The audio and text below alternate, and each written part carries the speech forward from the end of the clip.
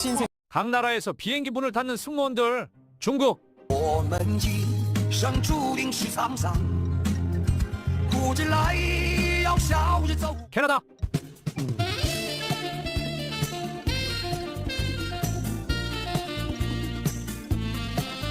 러시아,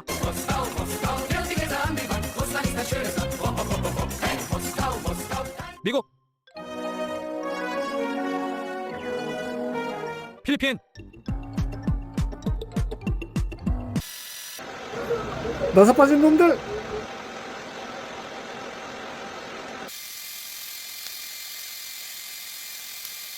Just a toy gyroscope really, but of course in zero gravity if you knock it it's going to tumble, it's going to move around like any object up here does.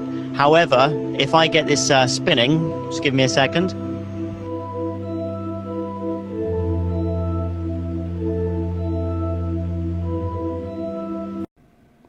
금성이 달 앞에 찍힌 사진, 이런 사진이 있습니다.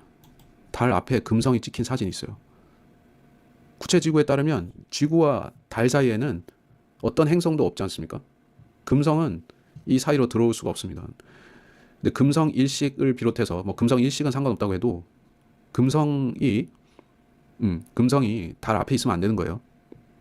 근데 뻔히 있다는 거예요. 자, 그리고 이거는 세계에서 제일 멀리 찍힌 사진 중에 하나의 원거리 사진 중에 하나인데 그 길이가 무려 아니야, 이건 아니고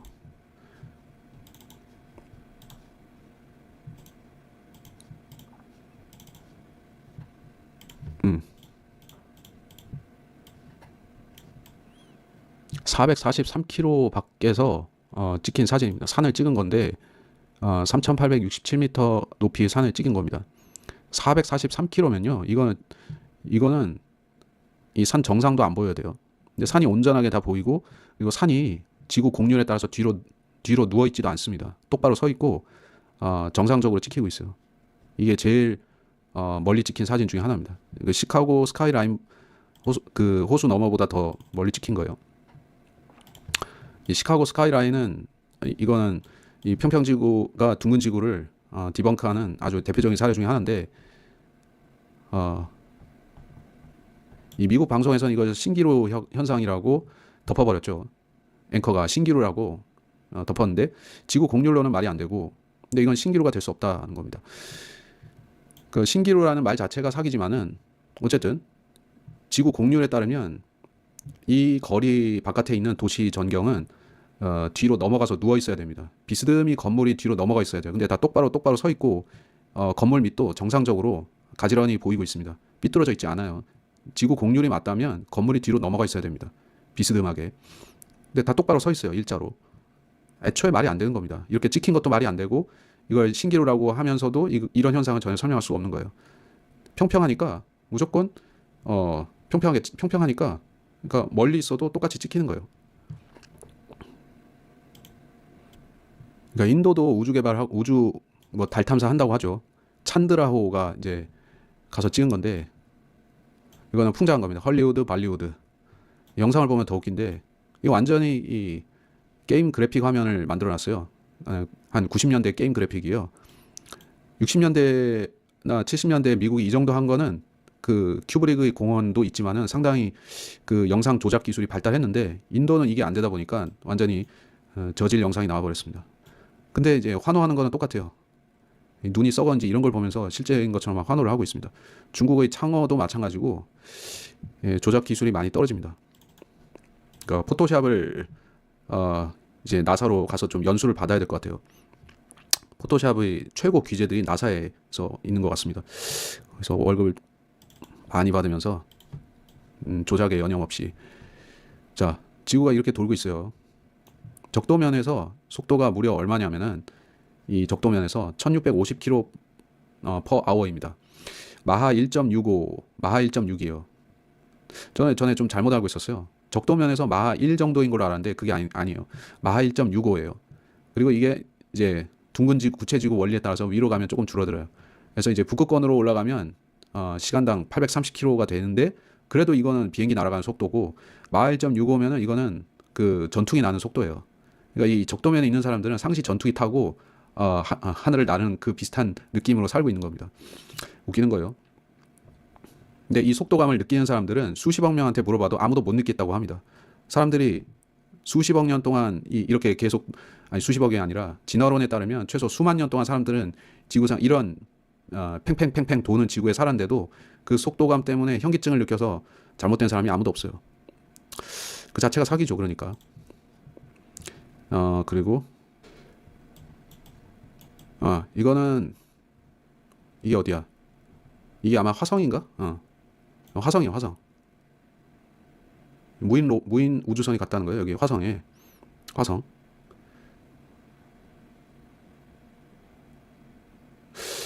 여기 뭐가 있어요? 파리가 있네. 화성에 파리가 살아요. 예. 큰일 났습니다. 이제 화성 식민지 개척은 시간 문제가 됐습니다. 화성에 이미 생명체가 살고 있습니다. 빙벽. 야, 이 폭포죠, 이게. 가까이 가면 엄청나게 위압감을 주는 그런 곳입니다. 이게 수천 킬로 이상 이렇게 뻗어 있다고 생각을 하면요, 여기로 접근하는 것 자체가 난이도가 엄청 높습니다. 말씀드렸지만 기상도 기상이고 헬기나 이제 비행기로 접근을 해야 돼요. 이게 배로 접안을 하기가 쉽지가 않아서. 그래서 예전에도 국선장이라든지 그 개척하던 시대에도 이게 힘들었던 거예요. 남극이 접근성을 많이 떨어지는 거죠. 이런 여기 모습이 아니에요. 이 안쪽의 모습은 아니에요. 주변 섬에 가서 이제 뭐 찍었다 하는 거예요. 예, 이런 배나 드나들지 이러한 이제 이 정도 되는 배나 갈 수가 있어요. 연장돼 있다. 그러니까 연예인들이나 유명인사들이 가서 보여주는 건 여기 모습이 아니에요. 이 안쪽의 모습은 아니에요. 주변 섬에 가서 이제 뭐 찍었다 하는 거예요. 이 정도 되는 배나 갈 수가 있어요. 자, 그리고 이것도 남극. 저 뒤에 있어요. 여러분, 남극의 빙벽 주변에 구름이 굉장히 낮아요. 왜냐하면 돔이 하늘 가까이 있기 때문에 구름이 낮아요, 전체적으로. 이 뒤에 돔이 있습니다.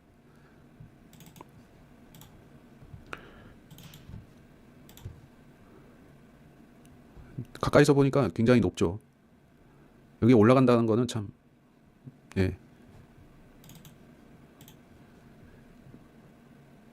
가만히 있어. 네이버에도 정보가 많이 나오고, 여러분이 알아보면 충분히 바로 알 수가 있는 사실입니다. 조르주 루메트르. 현재 주류 과학에서 믿어지는 우주론의 창시자가 이 사람입니다. 아인슈타인이 아니고 이 사람입니다. 이 사람이 만들어서 아인슈타인한테 토스해 준 거예요. 둘이 친했다니까요. 아인슈타인은 여기서 가져다가 이 컨셉으로 만든 겁니다. 우주는 팽창하고 있다. 그러면서 교황청이 나오죠, 갑자기. 빅뱅과 교황청이 무슨 상관이 있길래? 바로 이 사람 때문에 상관이 있습니다. 조르주 르메트르. 그는 벨기에의 예수의 사제였다. 아인슈타인보다 14살 아래였는데 동시대 활동하고 허블보다 2년 앞서서 우주의 팽창을 알았다. 어쩌고. 그래서 빅뱅. 팽창하는 우주는 원시 우주의 그 초기 상태가 아주 작은 그 점과 같은 모습으로 상정을 하는 거죠. 그래서 르메트르는 그 원시 원자를 믿었다. 그 원시 원자가 팽창해서 우주가 만들어졌다. 빅뱅은 천지창조처럼 착시가 일어난다는 거죠. 사실 그거하고는 전혀 무관한데. 그래서 카톨릭은 이걸 받아들였습니다. 카톨릭은 받아들였어요. 비오 12세에는 교황청 과학원 회의에서 이 빅뱅 이론이 성경과 부합한다라고 선언을 했습니다. 이야기를 했습니다. 그래서 이게 교황청이 이걸 전격 받아들이면서, 그래서 오히려 이 사람이 좀 놀랐다라는 거죠. 네. 이걸 쓴 데는 카톨릭 평화신문에서 썼으니까 이제 약간 카톨릭 옹호적인 입장에서 쓴 겁니다. 신앙과 과학은 서로 대립한 적도 있으나 서로를 인정하고 존중한다. 너무 존중해서 지금은 카톨릭이 진화론도 유신 진화론이라고 해서 거의 받아들이는 정도가 됐습니다.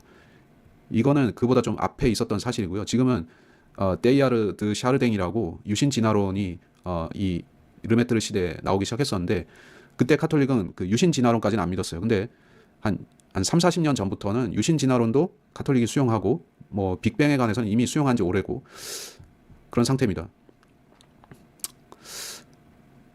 자, 이 사람은 그러니까 심지어 몬시뇨리 됐으니까 추기경이 됐다는 거 아닙니까? 엄청난 사람이에요. 근데 이거에 대해서 부각해서 빅뱅에 대해서 카톨릭이 그걸 세웠어라고 말하는 사람이 없어요. 사실은 알아도 이게 좀 기피하는 거죠. 이런 얘기를 하기가 좀 껄끄럽죠. 기독교인들이 특히 하려고 하면 반카톨릭하고는 완전히 상반되는 얘기가 돼버리니까 입장이. 우리는 신학적으로, 교리적으로, 성경적으로 반카톨릭 하는데 그런 빅뱅 이론은 완전히 사탄적인 이론이다. 이렇게 확실히 규정을 해야 되지 않습니까? 이렇게 딱 선긋기를 해야 되는데 애매하죠. 왜냐하면 우주를 이미 수용한 상태에서 빅뱅을 거부하면 그러면 대체 대안이 있어야 돼요. 그래서 사실 대안을 모색하긴 해요. 둥지론, 킹제임스 둥지론주의자들이 대안을 모색한 게 정동수 목사의 천동설입니다. 그나마 대안이라는 게 그게 또 대안이에요. 천동설이 그 둥근 지구 천동설이 또 그나마 대안이에요. 그 이제 펜사콜라도 그 둥지론 천동설을 믿고 있는 것 같아요. 제가 전에 이번에 짧은 영상 만들면서 그 펜사콜라의 예전 글을 보니까 거기는 천동설을 믿더라고요. 정동수식 천동설 비슷한 거 믿더라고요. 왜? 빅뱅은 너무 처참한 이 거짓말이니까 이건 덥석 물기가 너무 미안하니까 이거는 걸러내고 천동설로 돌아가는 것 같아요. 근데 평평지구는 절대 안 믿어요. 천동설을 믿을지언정, 프톨레미 천동설을 믿을지언정 이거는 못 믿겠다 이거예요. 평평은. 왜 그렇게 평평을 결사 반대하는지 모르겠습니다. 이건 뭐 글로 된 거니까 뭐 넘어가고 사진이나 좀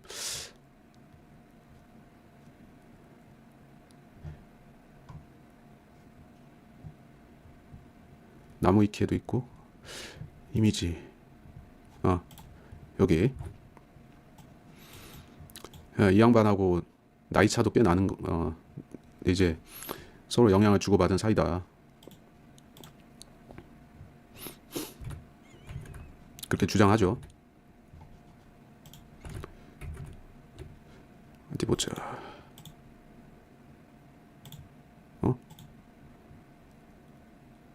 이게 안 나오네.